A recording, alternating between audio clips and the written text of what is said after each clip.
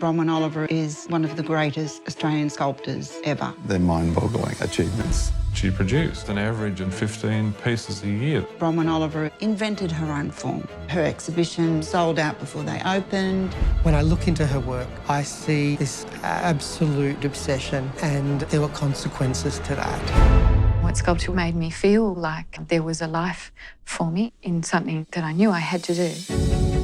Bronwyn was always smarter than everybody else, always a high flyer. She created a disciplined lifestyle for herself and she began to create. Bronwyn had this fantastic ability to imagine things that don't already exist. So the work looks like it was organic. The shapes are simple, but the way they come into the world is infinitely complex. When you come up close, you see what she called a poetic logic. It comes from right within. But there were demons in Bronwyn's head that were obviously a big problem.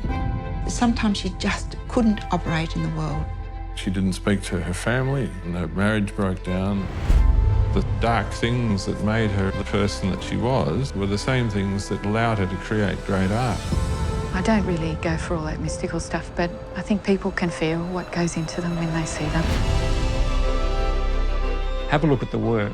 You're likely to find a lot about her life. The good parts and the bad parts, the high points and the tragedy. It's influenced a whole new generation of artists. That's the potency of Bronwyn Oliver. And we fell under her spell. That kind of extraordinary beauty can only be achieved if someone is prepared to give their life to it.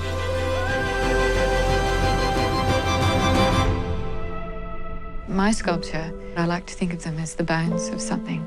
It might only be bone, but it might be the beginning or the ending of something as well.